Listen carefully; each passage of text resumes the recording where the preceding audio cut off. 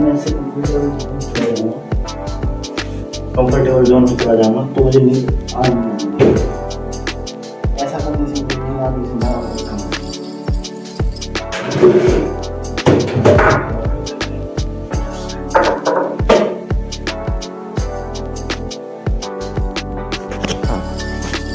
तो अब शुरू करेंगे हम यहाँ पर अपना पढ़ाई का मैटर। क्या पढ़ते हैं, किस चीज़ के बारे में पढ़ रहे हैं, ये भी बताएंगे। तो यूपी पुलिस में आते हैं 4 सब्जेक्ट: हिंदी, मैथ, रीजनिंग और जीके। तो आज हम पढ़ने वाले हैं हिंदी और रीजनिंग। ये दोनों सब्जेक्ट स्कोरिंग सब्जेक्ट है। रीजनिंग के ओवरऑल मिलाकर के 55 क्वेश्चन आते हैं 150 में से। वैसे जो सिलेबस है उसमें 37-38 का मार्जिन दे रखा है, लेकिन जो एक्चुअल में आते हैं वो 55 के आसपास आते हैं रीजनिंग के। हिंदी के आते हैं 37 या 38 के आसपास। तो एक बड़ा मार्जिन लेके चलते हैं हिंदी और रीजनिंग। तो पहले मैं इन्हीं को मजबूत करूँगा। वैसे ये सरल सब्जेक्ट भी हैं, यही कारण है कि पहले मैं इन्हें चुन रहा हूँ। मेरे लिए टफ सब्जेक्ट एक जीके बनता है। मैथ भी मुझे इजी लगता है, कुछ एक प्रश्नावली को छोड़ दें तो। ठीक है, आज शुरू करते हैं पढ़ना। तो गाइस, एक सॉन्ग सुन के ढांढा नहीं होने वाले, हमने शुरू कर दिया। हिंदी को उठा दिया। ये है मेरे हिंदी नोट्स। इसके अंदर और ये जो हिंदी है वो एग्जामपुर जो चैनल है उसके मालिक हैं विवेक सर, जो यूपी से हैं, उनके द्वारा लिखाई गई है। बहुत ही अच्छी नोट्स कह सकता हूँ जो मुझे काफ़ी अच्छे तरीके से समझ में आता है। हैंड रिटन मेरे भाई के द्वारा यूट्यूब चैनल से लिखे गए हैं। करीबन 3-4 साल पहले लिखी गई थी, हालांकि मैंने थोड़ा बहुत इस्लाम भी सीखा है और मेरे पास कुछ अन्य किताबें भी हैं जिनसे मैं हिंदी पढ़ूँगा। पहले इसी को कंप्लीट करेंगे, उसके बाद अन्य चीज़ों को। पहले पढ़ते हैं हिंदी। जितनी देर मन लगे हिंदी पढ़ेंगे, उसके बाद हम जीके उठाएंगे। शुरू करते हैं।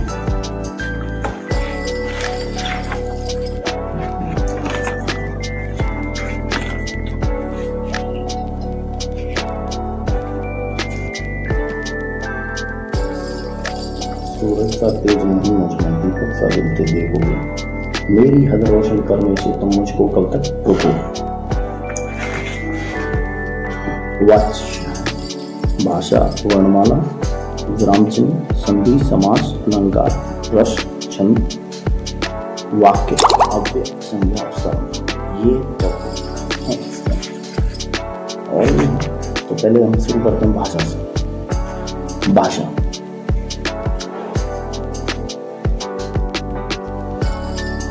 भाषा के बारे में, भाषा शब्द संस्कृत की भाषा धातु से बना। एक और चीज़ ऐड करना भूल गया मैं कि इस वक्त जो टाइम हो रहा है वो हो रहा है 9:15। तो 9:15 से शुरू किया। देखते हैं कब तक मैं हिंदी पढ़ पाता हूँ, कब तक मेरा मन लगता है, क्या इंटरेस्ट आता है उस चीज़ में। जैसे मैं बंद करूँगा तब मैं आपको बता दूँगा। बाय। अब मैं 1 घंटा हो चुका, मुझे 10:15 बज चुका और अब मैं जा रहा हूँ खाना खाने। 10:15 बज चुके हैं, 10:15। हिंदी में हमने अभी पढ़ा है भाषा। भाषा के बारे में थोड़ी बेसिक जानकारी दी। आगे आकर के भाषा को कंटिन्यू करेंगे, कितना डीप जा सकते हैं। और आज शायद भाषा हो जाएगा मेरा, अगला टॉपिक में शुरू कर सकते हैं। ठीक है, अभी खाना खाने का। ठीक। तो गाइस, अब देखेंगे कि क्या है खाने में। देखो, खाने में कुछ ज़्यादा स्पेशल नहीं है। यह है बैंगन का भरता और ये अचार है आम का, और ये नींबू मिर्च, सॉरी नींबू नहीं बोलते हैं, आम मिर्च रोटियाँ ये है खाने में। अब वो खाना खा लेते हैं। तो गाइस, अब बज चुके हैं 12:30। मैं खाना खाने के लिए गया था 10:15 हो चुका है, 2 घंटे से ऊपर हो चुके हैं। तो अब जाके अब हम फिर से शुरू करते हैं हिंदी को ही। हम पढ़ रहे थे भाषा के बारे में, तो भाषा के बारे में आगे कंटिन्यू करेंगे। तो अब जब हम खड़े हुए यहाँ से, तो भाषा को कंप्लीट करने के बाद ही ठीक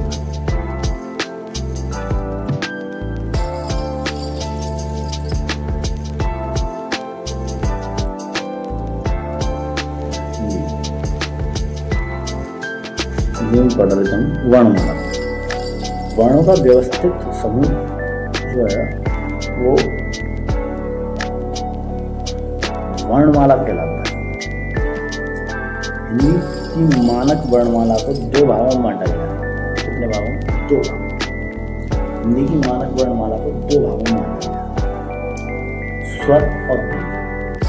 पहले हम पढ़ेंगे स्वर, उसके बाद पढ़ेंगे स्वर की बात करते हैं। स्वरों का उच्चारण स्वतंत्र होता है, यानी इनके उच्चारण के लिए किसी की सहायता की आवश्यकता नहीं होती।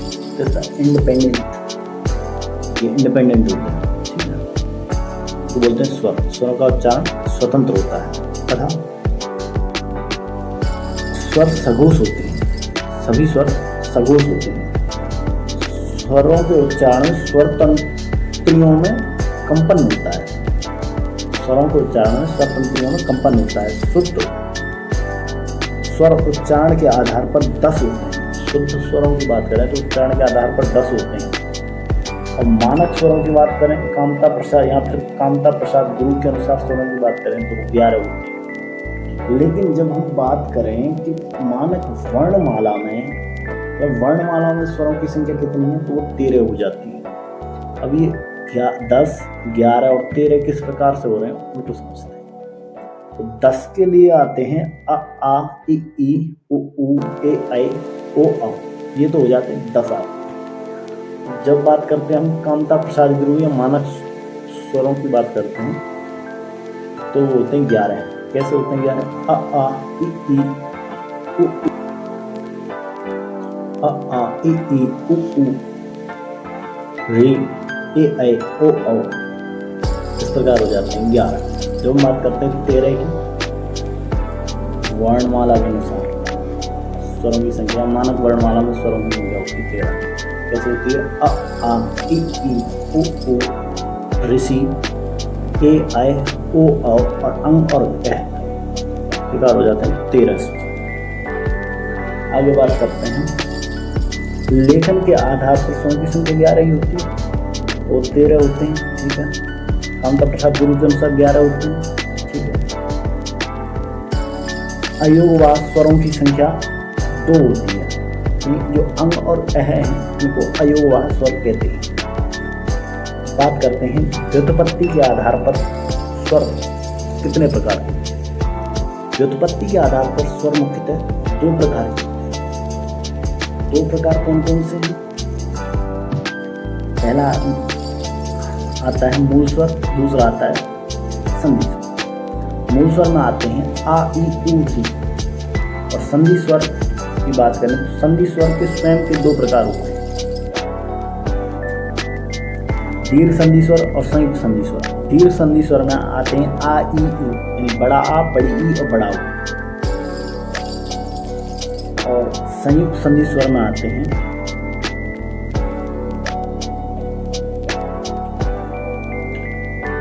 ए, ऐ, ओ, औ। संयुक्त संधि स्वर में आते हैं ए, ऐ, ओ, औ। आ प्लस ई इक्वल टू ए, आ, ई, ए बनता है। आ, उ बनता है।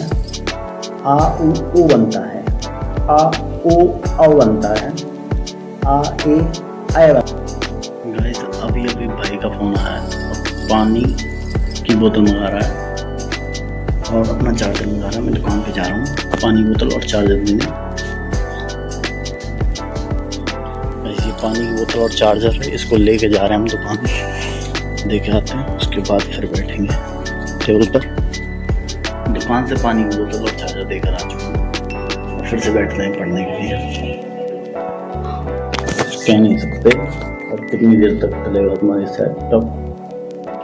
तो शुरू। और मैंने ऊपर जाने की इसलिए बोला क्योंकि मैं अंडरग्राउंड रूम में हूँ, आप कुछ और मत समझ लेना। ये देखो मेरे को बहुत ज़्यादा पसीना आ रहा है, मेरी देखो बनियान भी भीगी हुई है यहाँ तक। मैं मेहनत कर रहा था तो उस वजह से सर पसीना पसीना हो रहा है। अभी टाइम हो रहा है 6:37 हो रही हैं, 6:45 के आसपास में। अब थोड़ी सी देर और 10-1 मिनट, उसके बाद हम इसको समाप्त करेंगे।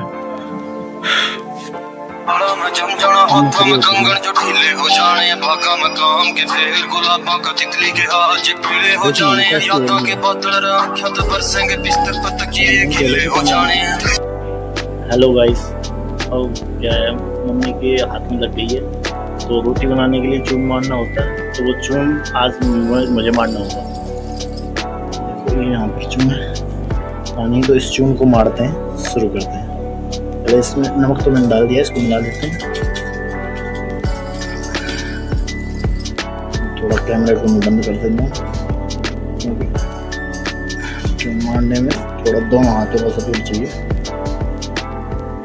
देखो भाई ये अब मैंने चून मार दिया है, इसको लेके जाए। थोड़ा सा पतला हो चुका है, अब इसको रसोई में जाकर थोड़ा सा आटा डालेंगे, इसके बाद परफेक्ट हो जाएगा। गाइस अब हम आ चुके हैं रसोई में, और रसोई में क्या करना है हमें, ये क्या है, ये है अंजीर, और अंजीर कराएंगे थोड़ा सा इसमें से।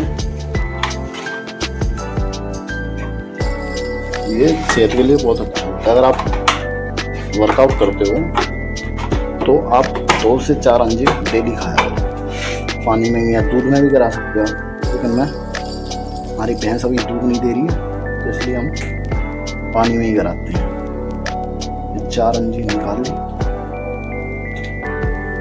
बाड़वा की कैसे नहीं छोड़ रहा। ये 250 ग्राम का डब्बा आता है, ऐसे 2 डब्बे हैं, यानी आधी किलो मंगाया था मैंने। चलते हैं इसको गलाने के लिए।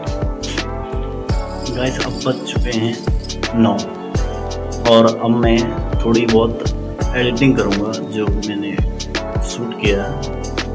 वैसे मुझे खास एडिटिंग आती नहीं है, मैं बहुत कच्चा हूँ एडिटिंग के मामले में, लेकिन फिर भी जितनी मैं कर सकता हूँ उतनी करूँगा, धीरे धीरे सीख जाऊँगा। और आज मैंने टॉपिक तो पूरा कर ही दिया था हिंदी का, और वर्ड विचार शुरू कर दिए थे मैंने। वर्ड विचार तो खत्म हो गए सॉरी, लेकिन वो विराम चिन्ह शुरू कर दिया। कल अभी देखें, अभी थोड़ी बहुत और पढ़ेंगे, आधा 1 घंटा। खाना वाना तो अभी मैंने नहीं खाया, खाना बाद में ही खाऊंगा।